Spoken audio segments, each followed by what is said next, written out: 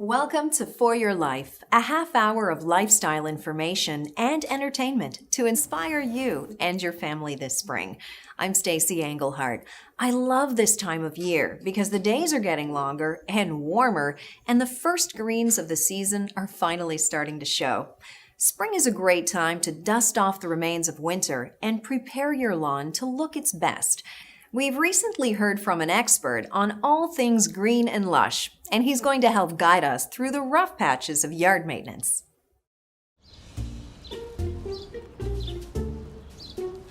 Oh, hi, welcome. I'm your lawn. I'm here to take some questions about a topic that is near and dear to my heart, lawn care. Or as I like to call it, me time. Although, right now I seem to be having a problem with weeds. And so is Astrid in Halifax. She writes, "After a really cold winter, I was thrilled to see my green lawn again. But now, it's covered in dandelions. Please help, you're my only hope." Well, Astrid, dandelions are a problem for many lawns, even one as lush and green as me. But I know someone who can help. David? Well, Astrid, in parts of Canada like the Maritimes where you're from, snow cover reached record levels. There was little time to recover from winter damage caused by snow, salt, and ice, and weather conditions turned almost overnight from winter-like to summer. Dandelions grow where the grass is thin and weak, but just like in the sports world, sometimes the best defense is a good offense. Maintaining a thick, lush, and healthy lawn is the best and most sustainable form of weed control. Consider adding aeration and overseeding to your spring lawn care program to help rejuvenate vulnerable areas. If things are really out of control, weed control applications will help. And if you don't have too many, you can always remove them by hand. But remember, to always get them by the root.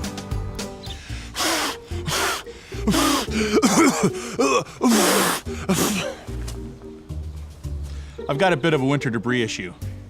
It's a common problem, okay? And I'm not the only one. Greg from Calgary has it too. And he writes, "An early winter meant I didn't get a chance to remove dead leaves and twigs before the snow fell. And now with the late spring, my lawn is a mess." This sounds like a job for David. Prep your lawn for spring by cleaning up sticks, branches, and dead leaves left over from winter. And once the grass has had a chance to green up, we recommend raking to allow for water and nutrients to get down to turf roots. Raking with a leaf rake airs your turf out and helps alleviate snow mold. Overseeding your lawn is a great way to repair damaged areas and thicken it up, but don't do it too early. The soil needs time to warm up, as well as adequate moisture and sunshine for photosynthesis to occur once the seed is germinated. A new grade 10 science class would come in handy one day. I have no idea what this is. And neither does Leslie from London, Ontario, who writes, "I need help. My lawn is full of dead spots and bald patches.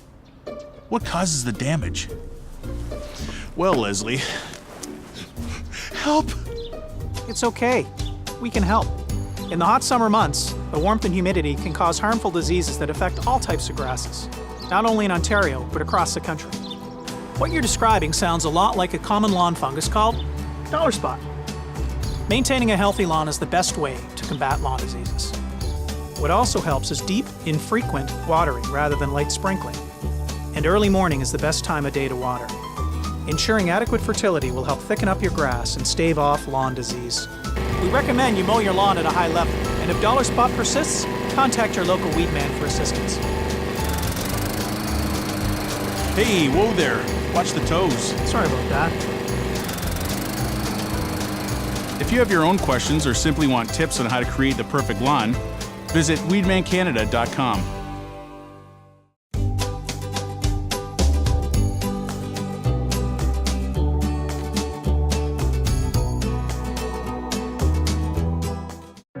Coming up later, a couple finds health issues with their home and decides to do a major renovation. So we made the decision just to do a total reno. We figured if this was the house that we were going to raise our kids in, we wanted it to be the healthiest home we had.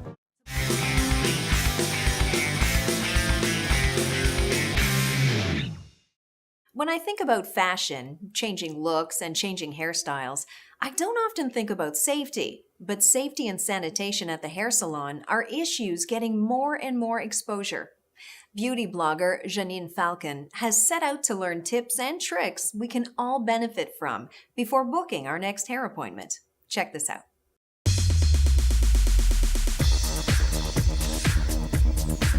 Hi, I'm Janine Falcon. I'm the founder of I'mABeautyGeek.com. Now, I've been hearing some hair salon horror stories, and it's not about a bad hairdo. This is about people getting burned by hot tools, or getting cut, or having terrible damage done to their hair. And it seems to be from stylists who are unlicensed, who don't seem to know the basics of safety and sanitation. So today, I've come to one of Toronto's top salons to talk to some experts about how you can avoid these disasters in the future. Hi, Janine. Have a seat. I keep hearing horror stories about chemical burns to the scalp or really terrible damage to the hair, so how do we protect ourselves against those sorts of disasters? Some of the concerns that a consumer would have is whether or not this person is trained well enough, making sure that you're covered and the product isn't going to be touching your skin and staining it and causing any kind of skin irritations. Making sure that we do preliminary tests, like our predisposition test, to see if you're possibly allergic to this product that we've chosen, as your favorite color in the whole chart. Permanent waving or chemical straightening, those products actually swell the cuticle of the hair. So we need to make sure that we're doing hair and scalp analysis prior to. It's imperative that someone who's doing hair in Ontario is a licensed hairstylist. They have all of their education, they have all of their apprenticeship hours in, and one of the ways that you could really be sure is if you were given a name of a hairstylist and thought you might like to visit them, you could actually look them up on the registry at the College of Trades. There is a public register where you could actually search and find out if that hairstylist is a member and if they're in good standing. And it will give you the name, the trade that they're in, and whether or not they're active and in good standing. Amazing. So I can do my research. Absolutely. Hello, my name is Grant. Nice to meet you. Hi, nice to meet you, Grant. Can I see your Ontario College of Trades membership card, please? Absolutely. You know what? Follow me just over to the sink. I'm going to go over a few points as though I were to be doing a shampoo. First, I'd like to know, do you have any product allergies? Oh, no, I don't. Oh, perfect. So before I get started, I'm going to check the temperature of the water, make sure it's not too hot. I wouldn't like to burn you. And then we'll get started with the shampoo, during which I'd like you to let me know if I need to adjust my pressure at all. If it's too much or too little at any point, don't hesitate to let me know. Afterwards, we're going to do a little scalp massage with the conditioner. I'll need your input for that as well. Thanks. So what things were you looking at finding out today? Well, how do we as clients protect ourselves against, salon mishaps?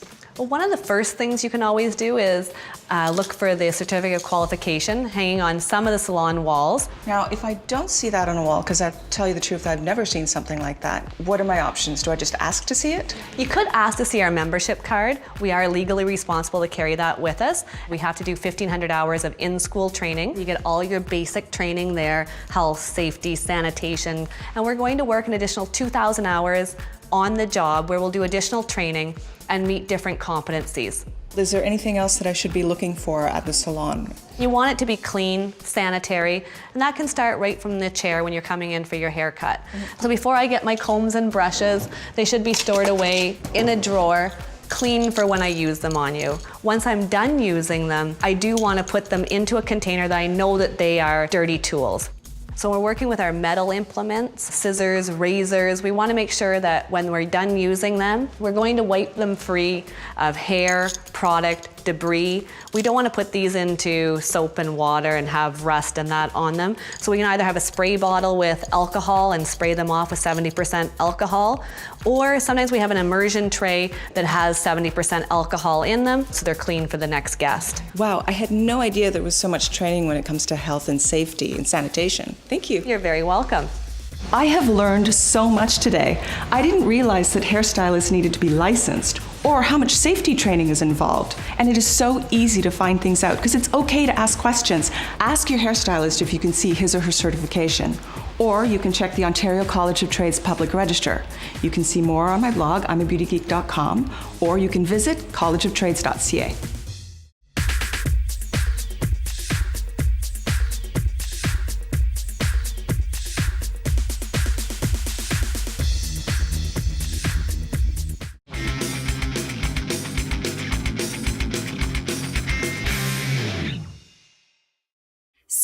is the most popular time to buy a new home or renovate? After discovering a health issue with their Burlington home, Bill and Tina Martin decided to do major renovations. Here's how their story shines a little light on how to make an older house as healthy as it can be. We bought this house 8 years ago, and when we found it, it was perfect. We felt like we finally found our dream home. It's been the best, but also the hardest years of our lives. We had wanted to have a family for a long time, and we couldn't conceive. And eventually I just thought, oh well, I guess it just wasn't meant to be. And then I got pregnant. Tyler is our miracle baby. He was born 8 weeks premature. But when we brought him home from the hospital, he had some trouble breathing. We were finding ourselves going back and forth to the hospital all the time. The doctors had told us that Tyler had asthma, and when I read up on it, we found that dust mites and mold can trigger it. So we bought air purifiers and humidifiers, but it didn't really work. We had been thinking about renovating for a while, so we called in a contractor. He came, did a full home inspection, and we found mold and all these other problems. So we made the decision just to do a total reno. We figured if this was the house that we were going to raise our kids in, we wanted it to be the healthiest home we had. So before we did the renovations, there was wall-to-wall carpet. So we decided to rip it out, and I actually went to my parents' place with Tyler because there's no way I was dealing with all that dust. We brought in thermal imaging and went around the perimeters and found that water was leaking into the basement foundation. So we tore everything up, sealed the foundation, and laid new hardwood. So there were old drapes on all the windows.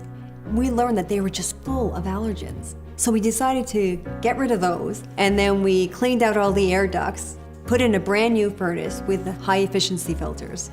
So we knocked down walls in the kitchen and the living room.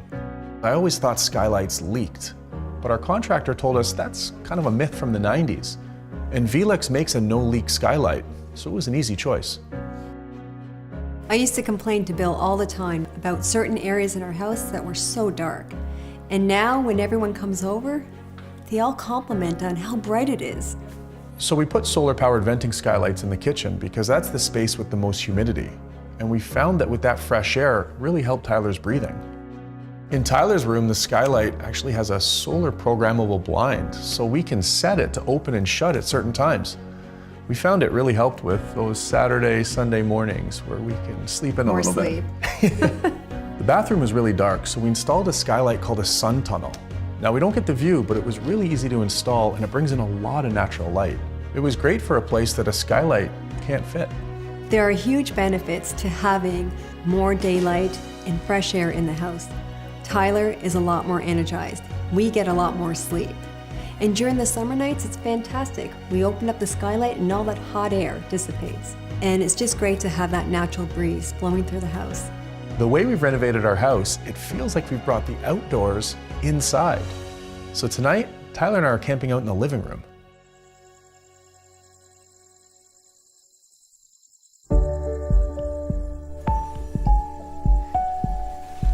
Dad, Yeah, buddy? are there any bears out here? No, no bears. Are there wolves? No, this is a wolf-free area. Monsters? There's one monster. The Tickle Monster! Hey guys, come look at the sky.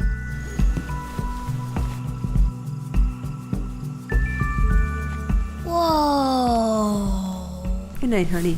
I love you. Good night, Mommy. I love you, Dad. Love you too, buddy. Learn more about Velux no-leak skylights at velux.ca.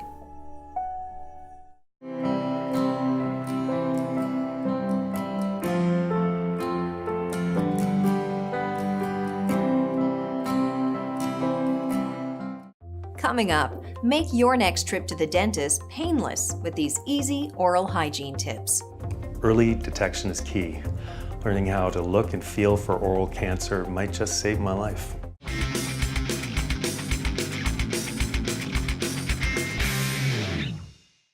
There really is no place like home, especially if it's a house where you've grown up or raised a family. The decision to move can be tough and is only heightened for people who feel pressured into it by unforeseen disabilities. Thankfully, there are options for anyone facing this dilemma. Here's how one family with an aging mother wrestled with the choices and ultimately found a perfect solution. Oh, look here. This is Maggie, my daughter. She just turned 8 here. And Mike, my son, the most wonderful chubby angel. I lived here almost 50 years. A lot of memories in this house. Hi! Hi, Grandma. Hi, Grandma. You look glad. Thank you. For your age. Oh, Mom. Hi, Mom. Hey, Grandma. My family is not very big, but it's everything for me. Thank you. Oh, Sunday lunch, it's a big tradition here. Thank you. That's great.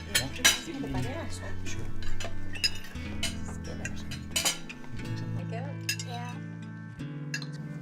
Mom, how's the coffee? Good. Your dad did the best coffee in the world. Yeah, it is. We used to sit in the morning here at the table, and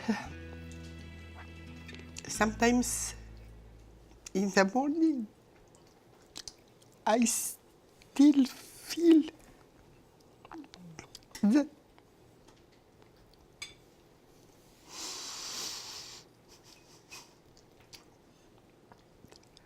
How is the pie? It's good. It's good. It's good. There you go. When we were here for Mom's 80th, we noticed she was a bit wobbly. She had to steady herself a lot. Yeah, there were a few things off. Her mail started piling up, and her fridge was pretty much bare. Later that evening, I had a feeling to drive back here. I found Mom sitting on the stairs to the basement. The kettle was on, it was almost empty. I was like, Mom, what is going on here? She said she was just trying to rest, but then she couldn't pull herself up. She was there for 2 hours. I felt sick. How can you take care of your parents if you've got children and you work full time? See you next week. Love you. Bye, Grandma. I lived here. I raised my family here. We looked into retirement communities, assisted living, nursing homes. She really wanted to stay in her own home. That's where she felt the most comfortable. And the more we researched, the more we realized Bayshore was the right choice for us. And they came up with a great care plan that was just right for Mom. We thought we'd have to move Mom out. Bayshore was the reason she can stay. Hygiene, I'm back. Hi, Ramon. Did you have a nice visit with your family?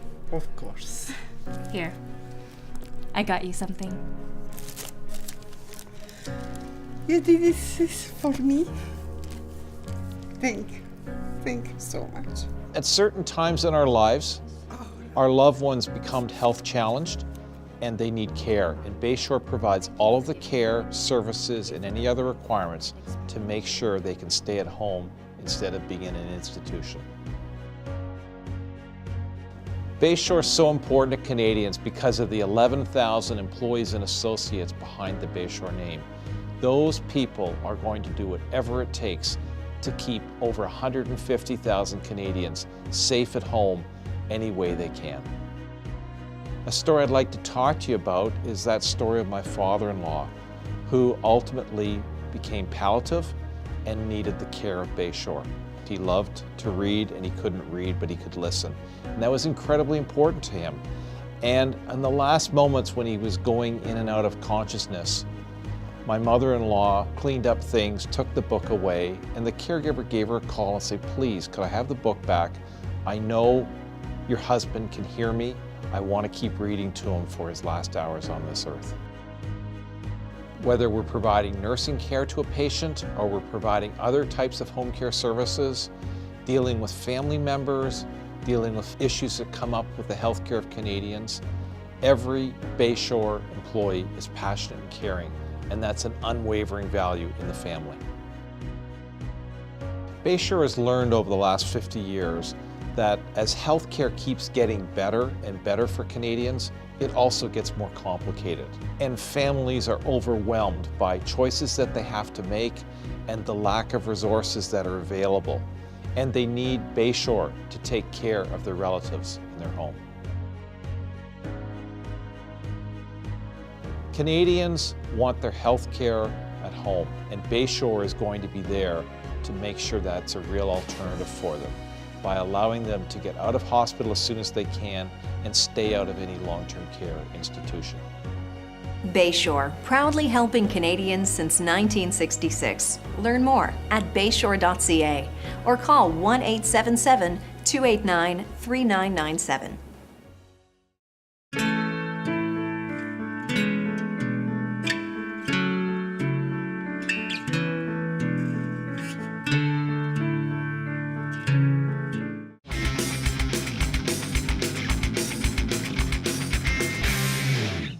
I love knowing all I can about keeping my teeth and oral hygiene in top shape. The College of Dental Hygienists of Ontario has great advice about how we can self-examine our oral health, learn how to spot serious medical issues, when to alert our healthcare professionals, and hopefully prevent potential problems from getting worse.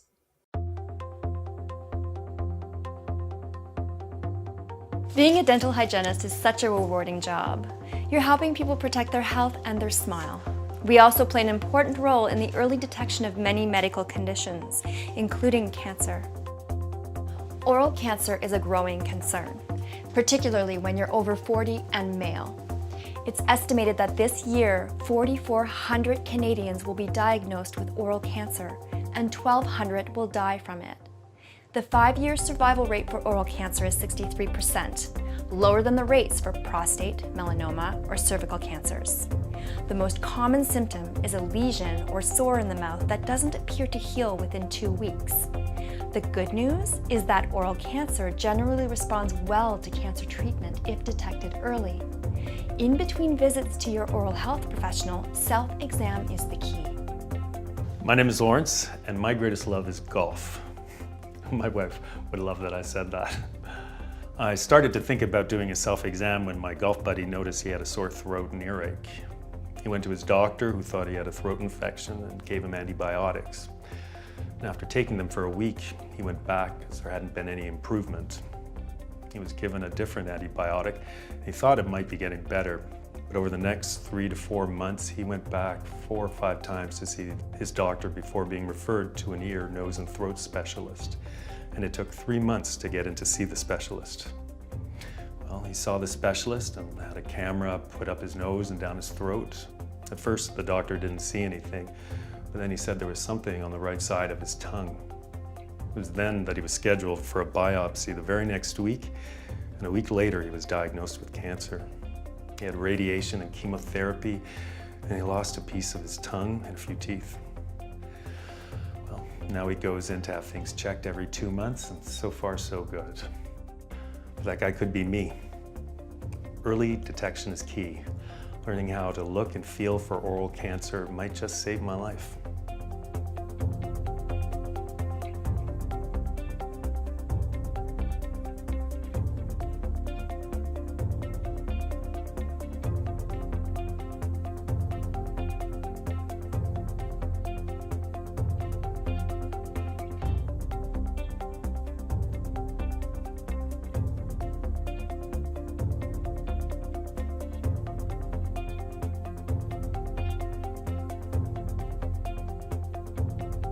In between dental hygiene visits, it's not hard to do a self-exam.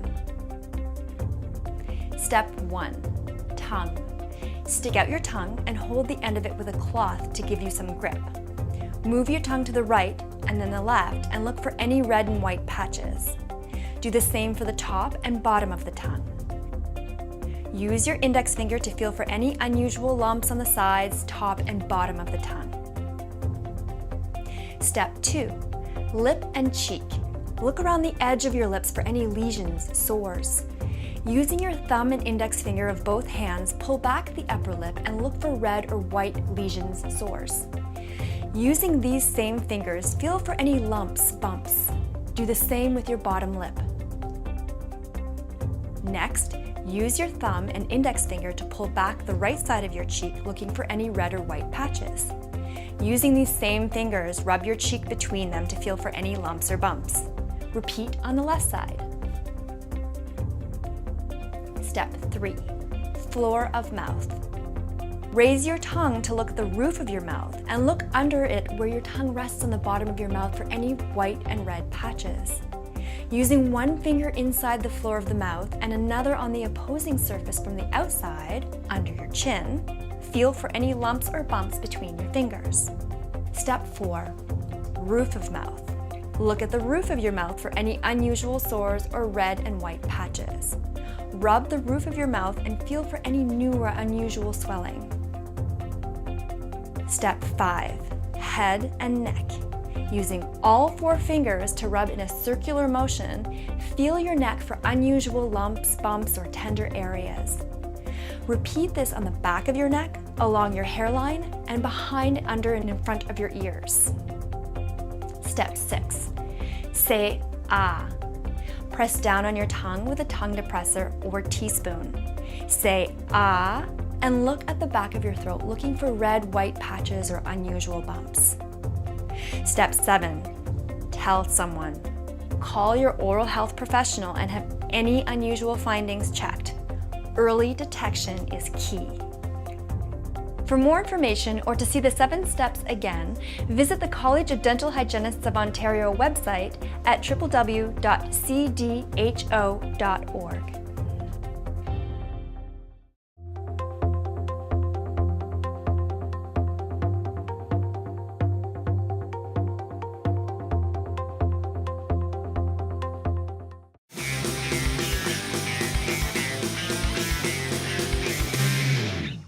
Thanks for watching For Your Life. For more information about the products and services we featured, or to be on the show, visit fifthstory.com. I'm Stacey Englehart. See you next time.